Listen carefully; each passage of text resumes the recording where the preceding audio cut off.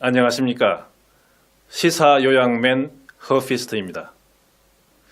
지난 시간에는 핀란드 얘기 첫 편으로서 복지와 그 다음에 교육, 그 다음에 정치 세 가지의 연관성을 말씀드렸습니다.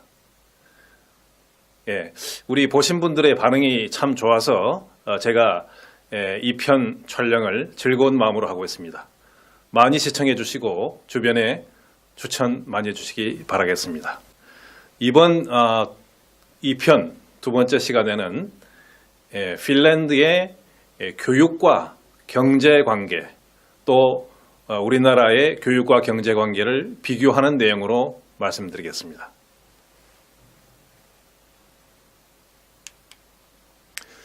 자, 우리나라뿐만 아니라 미국도 교육개혁을 최근에 열심히 하고 있습니다. 미국은 1960년대에 핀란드와 유사한 교육의 수준을 가지고 있었습니다. 그러나 시간이 흐르면서 점점 격차가 벌어져서 이제는 핀란드는 거의 세계 최고 수준임에 비해서 미국은 거의 선진국 중에서는 상당한 하위 수준에 머물고 있습니다. 그러면 이 핀란드는 어떠한 점이 좋을까요? 우리가 잘 아는 다큐멘터리 작가 미국의 마이클 무어가 핀란드의 학교를 방문해서 여러 가지 알아본 그런 내용을 우선 화면으로 소개하겠습니다. 핀란드의 교육부 장관은 말하기를 핀란드 학교에서는 숙제가 거의 없다. 있어도 10분 정도밖에 안 된다. 라고 얘기를 합니다. 우리 한국 학생들 숙제 많지 않습니까? 평소만 아니라 심지어 방학 때도 숙제 때문에 고생하고 있습니다. 그러나 핀란드는 숙제는 학생들의 공부에 오히려 해롭다라고 얘기를 합니다. 또 과제라는 것 자체가 구시대 산물이다라고 고등학교 핀란드 교장도 얘기를 합니다. 또 이 여자 교장님은 이 아이들의 머리는 휴식이 필요하다. 뭐 어른들도 필요합니다만은 학생들도 두뇌가 휴식을 해야 오히려 공부에 효과적이다라고 얘기를 합니다. 또 핀란드에서는 다른 나라에 비해서 학생들이 학교에서 있는 시간 자체가 매우 적다. 학교에서 오래 있을 필요 없다라는 것이 핀란드 교육의 철학입니다. 학교에 적게 가면서 오히려 학력이 더 좋아진다라고 말할 정도입니다. 참 신기하죠. 그래서 마이클 무어 다큐멘터리 작가가 핀란드 학교들을 방문하고 관찰해서 느낀 결론이 뭐냐? 그것은 미국 학교에서 더 이상 표준화된 시험을 중단해야 한다는 것이었습니다. 근데 우리 한국도 표준화 이거 집착하고 있죠. 표준화되지 않으면은 관리도 어렵고 시험이나 평가에 또 객관성이 모자란다라고 생각하는 경향이 있습니다. 그러나 핀란드에서는 표준화된 시험 자체가 피하는 것입니다. 그러지 않아야 오히려 학습에 효과적이다라고 하는 것이 핀란드의 결론입니다. 또 핀란드 사람들은 학교의 정의를 학생들이 행복해지는 방법을 배우는 것이다, 발견하는 곳이다라고 얘기를 합니다. 우리나라는 어떻습니까? 학교 자체가 불행한 곳이죠. 학교 가기 싫어서 억지로 가고 또 학교에 가서도 행복하게 지내는 시간이 아닙니다. 마지못해 하는 학생들이 너무나 많죠. 또 마이클 무의 질문은 핀란드에서는 학생들한테 순위를 안 매긴다라고 얘기를 합니다. 그러면은 학생들 간에도 안 매기고 학교 간에도 안 매긴다면 도대체 어떤 학교가 좋은 학교인지 알 수 있습니까? 라고 묻습니다. 핀란드의 학교 관계자는 이렇게 말합니다. 자기 마을에 있는 학교가 최고의 학교다. 학생에 가까이 있는 학교가 좋은 학교다. 왜냐? 좋은 쪽으로 평준화되어 있기 때문입니다. 하향 평준화가 아니라 좋은 쪽으로. 따라서 멀리 있는 좋은 학교를 찾아 헤맬 필요가 없다는 것이 핀란드의 교육 상황입니다. 그리고 핀란드에서는 유치원이나 이런 것만 아니라 학교 자체가 중고등학교까지도 이 사립학교가 거의 없다. 사립학교를 설립해서 수업료를 받는 것은 심지어 불법입니다. 따라서 대부분이 공교육을 하고 있다는 거죠. 우리나라도 이쪽으로 결국 지향할 수밖에 없죠. 네. 그래서 사립학교라는 것이 존재하지 않기 때문에 좀 그 부유한 그러한 학부모들도 자신의 아이들이 다니는 가까운 마을의 공립학교에 잘 되도록 시설이나 여러 가지 학습분이 잘 되도록 기여할 수밖에 없다는 것입니다. 또 핀란드 학교에서는 아이들한테 주입하는 것이 아니라 스스로 생각하도록 한다. 이것이 매우 중요한 원칙입니다. 또 학생들이 자신이 배우는 것에 대해서 무조건 받아들이는 것이 아니라 비판적으로 생각할 수 있도록 유도한다는 것이죠. 네, 그리고 다른 사람과 자기 자신을 존중하도록 한다. Respecting others and self죠, 그죠? 네. 또 핀란드 학교의 교장은 이렇게 말합니다. 아이들이 공부하기를 원하는 것이 아니라 놀기를 원한다고 합니다. 이상하잖아요. 학교에서 왜 노냐고요. 예, 그러나 이것이 핀란드의 독특한 교육 철학입니다. 공부도 놀듯이 하는 거죠. 예, 놀이가 바로 공부다. 공부가 놀이다 하는 겁니다. 그래서 이 지금 세계적인 교육 전문가 학자들의 얘기는 현대 21세기에 교육으로 키워야 할 인간의 핵심 역량 6가지 C로 시작되는 단어입니다. 첫째, 커뮤니케이션. 커뮤니케이션을 하지 않으면 독단이 됩니다. 두 번째, 코어퍼레이션. 협력이죠. 협력하지 않고 개인주의로 이기주의로 하다 보면 각자도생이 되죠. 각자도생. 이게 유감스럽지만 우리 대한민국의 현실입니다. 또 세 번째 C는 creativity. 창의성입니다. 우리 과거 지난 정부부터 창의성 무지 강조했습니다만 아직도 창의적으로 생각하는 풍토가 학교에서나 기업에서나 생기지 않고 있죠. 충분하지 않죠. 네 번째 C는 critical thinking, 비판적인 생각이라는 거죠. 어떤 주어진 거에 대해서 무조건 수용하는 것이 아니라 비판적으로 생각해 보게 한다는 것입니다. critical thinking의 반대는 no thinking이죠, 그죠? 생각이 없거나 아예 혹은 무조건 reception 수용한다는 것이죠. 자, 다섯 번째 C는 curiosity, 호기심이죠. 호기심을 가져야 저절로 자발적으로 공부하게 되고 그 공부가 효과가 있습니다. 그러나 우리나라의 교육 환경에서는 호기심 이전에 무조건 점수를 잘 받아야 된다, 내가 순위 앞서야 한다는 강박관념 때문에 호기심이 생기는 게 아니라 그냥 어떤 짜증, 스트레스가 생기죠. 이래서는 제대로 된 공부나 교육이 될 수가 없습니다. 마지막으로 C는 citizenship, 즉 시민 정신을 길러줘야 한다는 것입니다. 공부를 아이들이 아무리 잘하고 효과적으로 좋은 성적을 내도 이 자라나는 학생들이 건전한 시민으로서 사회에 기여하지 못한다면 그게 무슨 소용이 있습니까? 그로 인한 폐해를 우리는 많이 보고 있죠. 따라서 citizenship, 이거 중요한 것입니다.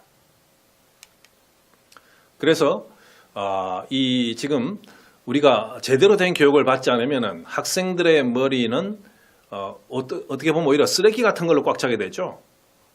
이렇게 변화하는 세상에서 이 축적된 지식은 순식간에 쓰레기가 될 수 있습니다.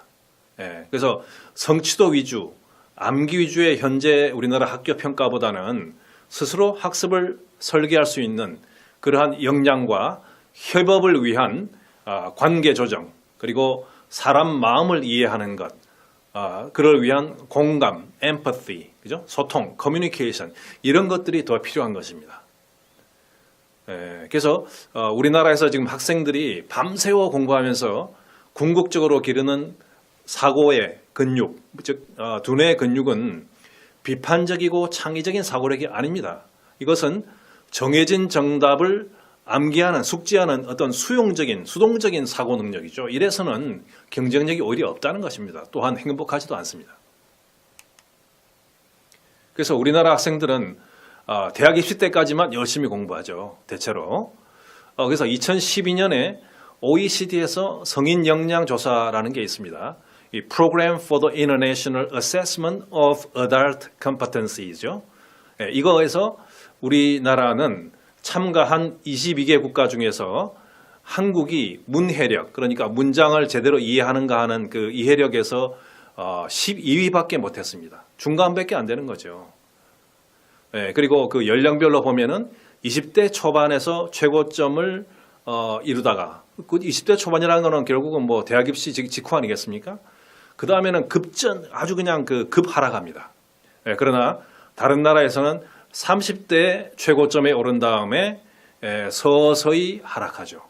이런 차이를 보이고 있습니다. 그래서 한국은 10대에 집중적으로 공부하고 하는 그러한 평생학습 곡선을 가지고 있다. 대입 이후에는 제대로 공부를 안 한다는 겁니다. 그래서 지금 세계적인 추세 중에 하나가 대학 교육에서 이 바칼로레라는 게 있습니다. 원래 바칼로레는 프랑스의 그 교육 과정 중에서 대학 입학 시험을 말하는 거죠. 논술형인데요. 그런데 이것을 외국 환경에도 맞도록 변형을 해서 소위 말하면 인터내셔널 바칼로레라는 게 있습니다. 그래서 이것이 지금 전 세계 146개국에서 채택을 하고 75개국 2,000여 개 대학이 인정하는 국제적인 교육 과정이 되고 있습니다. 우리나라에서는 최초로 제주도가 지금 도입을 검토하고 있습니다. 아직까지 확정이 안 된 것 같은데요. 이 반대하는 쪽에서는 이러한 그 국제 바칼로레 이거를 도입할 때 비용이 많이 들고 또한 기존의 교사들이나 학생들이 적응하는 데 많은 어려움이 있다, 이러한 이유를 대고 있습니다. 그러나 제가 보기에는요, 그것은 조금 합리적인 변명이 아닙니다. 이 소위 말하는 그 객관식으로 이렇게 우리가 암기하는 교육이 아니라 어떠한 텍스트를 충분히 읽고 비판적으로 생각하고 토론하는 위주의 이러한 국제 바칼로레 효과도 아주 좋다고 입증이 되었습니다. 이러한 것을 도입하면은 우리 교사들이나 이런 관계자들이 자기 자신이 또 새로이 공부를 해야 되고 익숙해져야 되는 그 불편이 있습니다.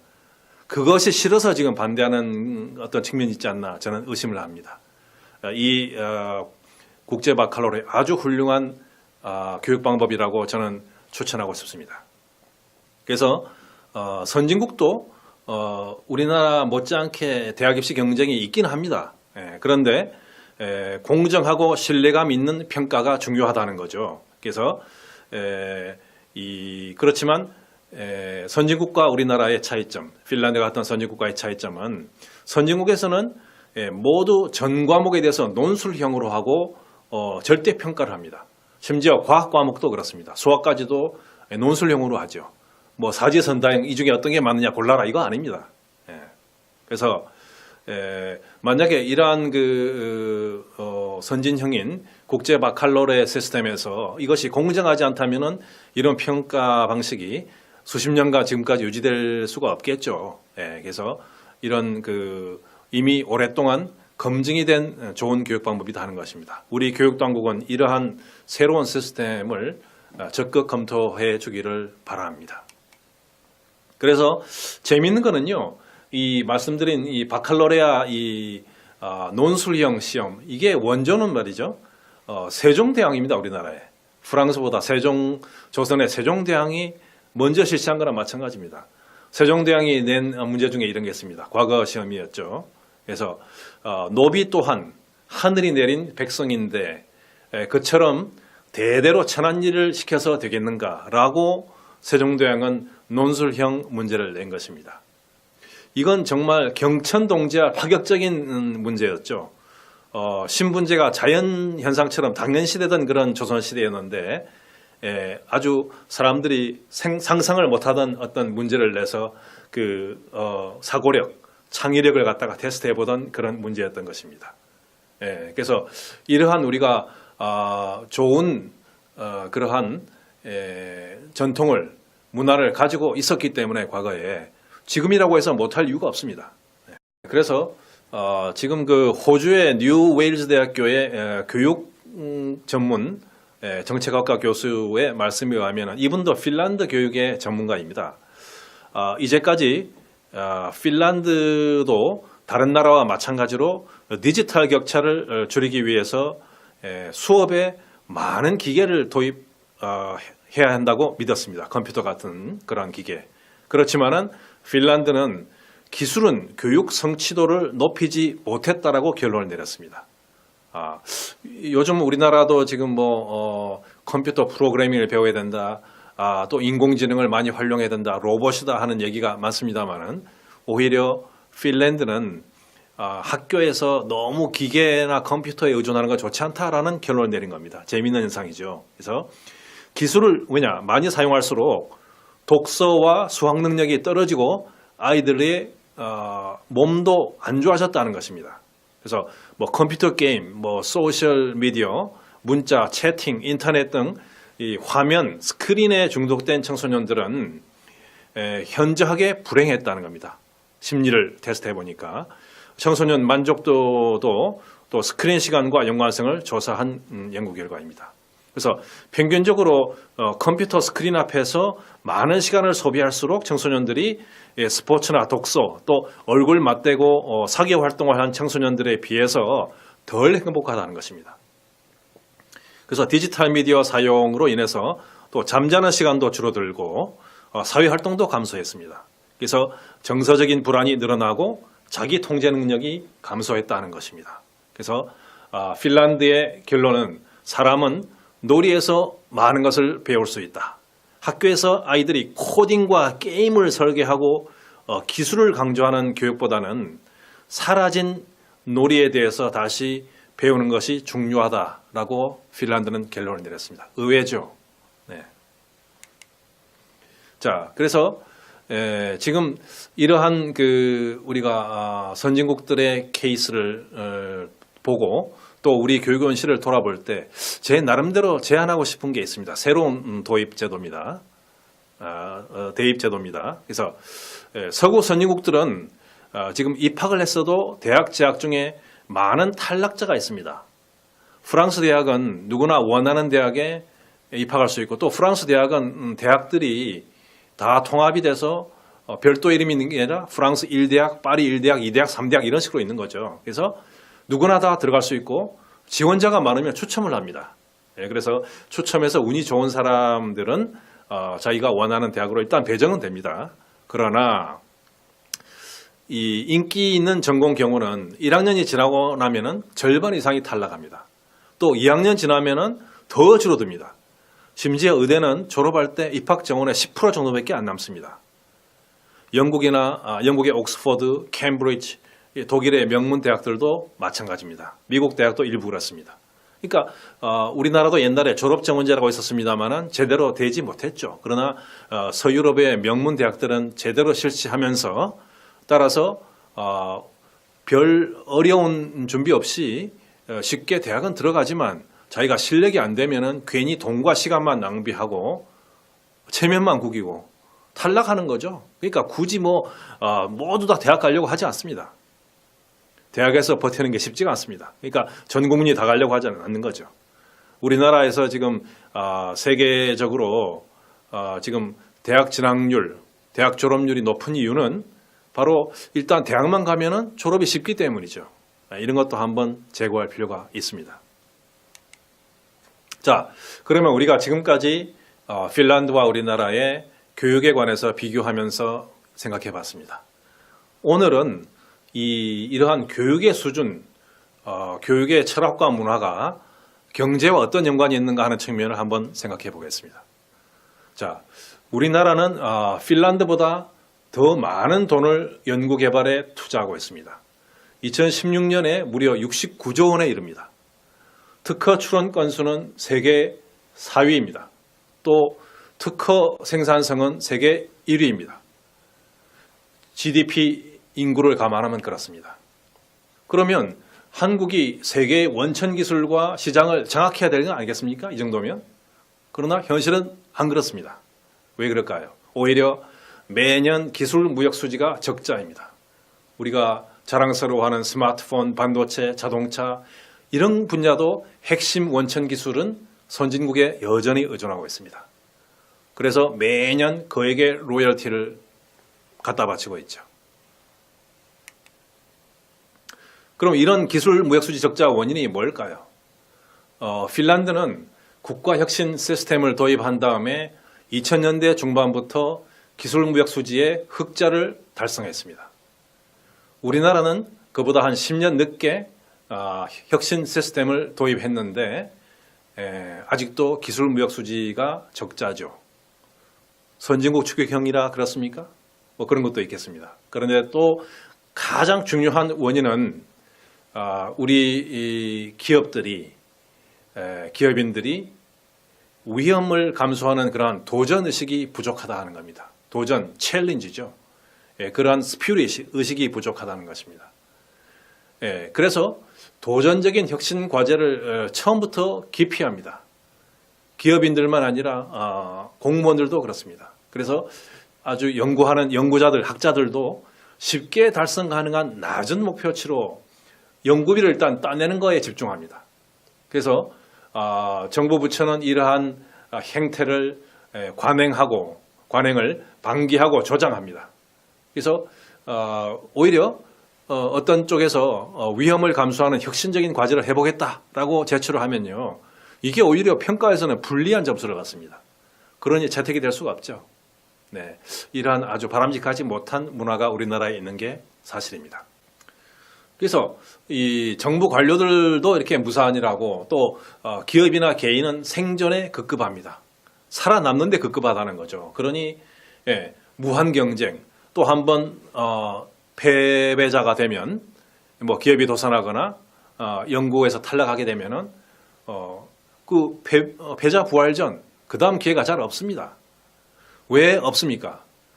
우리나라에서는 지난 시간에도 말씀드렸습니다만은 사회 안전망이 아직까지도 선진국에 비해서 절반 수준밖에 안 되죠. 복지가 미흡하고 재교육 기회가 미흡합니다. 또 학생 때부터 일단 패배하면은 루저다 하는 인식을 본인과 주변에서 가집니다. 그러니 위험한 도전을 하려고 하지 않습니다. 안전하게 그냥 중간 정도 차라리 하지, 이런 거죠. 또 중소기업은 대기업에 대들었다가 뭐 이기지도 못하고 필패다, 오히려 잘못 보이면 계속 주문도 못 따고 더 망한다 하는 그러한 패배주의 의식을 많이 가지고 있습니다. 그래서 또 관료는 그냥 철밥통이죠. 그냥 편의주의, 편한 대로 행정을 하려고 그러고요. 또 이 부패에 대해서 감사를 받게 되면 걸릴까봐 그거 지적 안 당하는 거에 집중을 합니다. 그러니까 뭐 창의적인 새로운 도전적인 과제 같은 거는 피하는 거죠.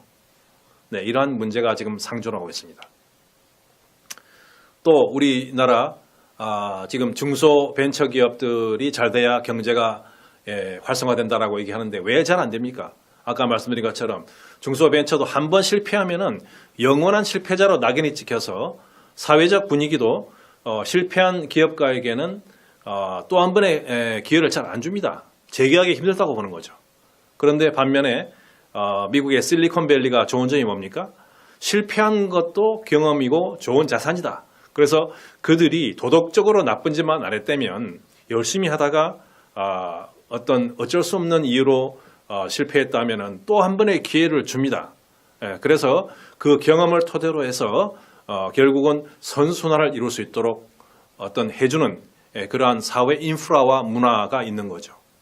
근데 우리나라 같은 경우는 한 번 실패한 그런 기업가 경우에 마치 뭐 병자 보듯이 전염병 보듯이 회피하는 그런 사회 분위기에서는 어려운 사업을 잘 하려고 하지도 않고요. 이미 어려워졌어도 이걸 망하면 안 되니까 억지로 그냥 유지하는 거죠. 버티는 겁니다. 그래서 살기 위해서, 생존만 겨우 유지하기 위해서 계약을 수주할 때도 덤핑을 해서 말이죠. 최저가로 해버리고 그로 인해서 건전한 품질을 가지고 경쟁하는 또 경쟁 기업에 피해를 주게 되는 거죠. 네, 그렇게 해서 이런 악순환을 갖다가 만드는 것이 우리나라의 현실입니다. 그렇다면은 이렇게 열심히 했지만 혹은 뭐 다른 이유로 열심히 안 한 실패자도 있겠죠. 이러한 중소벤처기업의 실패자들을 우리가 좀 이렇게 피하는, 감싸주기에는 그냥 피하는 이유는 뭘까요? 이거는 잘 모르기 때문에 아마 이 망한 사업가는 도덕적으로 문제가 있을 거다, 또는 법적인 문제를 가졌을 거다라고 생각하는 그런 선입견을 가지고 있는 경우가 많죠. 또 한번 실패한 사람이 재기할 가능성이 매우 적기 때문에 따라서 이 사람과 얽혀서 뭐 무슨 돈을 빌려준다거나 친한 관계가 되면 나도 피해를 볼 것이다 하는 그러한 그죠? 움츠리는 그런 안전 추구 본능 때문이죠. 이러한 것들이 사회 분위기를 밟지 못하게 하는 요인이 되고 있습니다. 자, 그래서 그럼 나름대로 제가 생각해 본 해결책은 뭘까요? 해결책은 지난 시간에도 강조해드렸던 사회 안전망이 즉 복지가 대폭 확충돼야 됩니다. 그러면 또 이렇게 얘기하죠. 그런 돈이 없다. 어디 있느냐 말이야. 돈이 있습니다. 탈세를 단속하고 또 철저히 과세할 곳에 과세하고 또 누진 과세를 실시하면은 충분한 돈을 예산을 확보할 수 있습니다. 또 부패 방지해야 되죠. 또 필요 없는 곳에 급하지 않은 곳에 국가 예산을 국민 세금을 쓰는 것을 막아야 합니다. 또 국민연금 운용도 아주 합리적으로 제대로 해야 되죠. 안전하게. 얼마 전에 생긴 것처럼 어떤 재벌 대기업이 2세 3세가 자신의 재벌 기업 오너십을 갖다가 물려받는데 동원되도록 이렇게 해줘가지고 국민연금의 아까운 국민들의 세금이 낭비되도록 하는 그런 일이 있으면 안 되겠죠. 또 부패한 권력자들이 불법 부정으로 숨겨둔 거액이 있습니다. 이거 우리 정부가 철저하게 찾아내서 몰수해야 되겠죠. 이런 식으로 하면은 우리나라의 사회 안전망 복지에 쓸 수 있는 자금은 충분히 확보할 수 있습니다. 돈이 없는 게 아닙니다. 그 다음에 또 우리 교육 분야에서는 아까 우리가 그림에서 많이 봤듯이 성적 평가를 갖다가 어떤 순위 평가하는 걸 조금 이제 지양해야 되겠죠. 그래서 좀 더 학생들이 창의적이고 또 협업을 하고 또 이러한 타인에게 공감하고 또 시민 정신을 기를 수 있는 이런 방향으로 교육을 해야 되겠습니다. 그리고 중소벤처기업들을 위해서는 기술을 보여줘야 되겠죠. 애써 가꾼 기술이 대기업에 탈취를 당한다거나 이러한 일이 없도록 또 하청기업들이 납품할 때 적정한 단가를 받을 수 있도록 보장이 돼야 되겠죠. 또 마지막으로 공무원 관료들은 행정 투명성을 강화해야 됩니다. 지금 이제 우리가 여러 분야의 파면 계속 나오는데 이런 것들이 파기도 전에 애당초에 공무원들의 행정이 투명하게 인터넷으로 또는 방송으로 또는 시민의 참여하에 공개가 된다면 그러한 관료나 공무원들의 부패는 굉장히 줄어들 것입니다. 이러한 개선책이 필요하겠죠. 오늘 핀란드에서 배우는 한국의 미래 두 번째 시간. 오늘은 교육과 주로 교육과 경제 사이의 관계에 대해서 말씀드렸습니다. 다음 시간에는 북한에서 중단거리 미사일을 숨기고 있다고 뉴욕 타임즈가 폭로한 건에 대해서 설명을 드리도록 하겠습니다.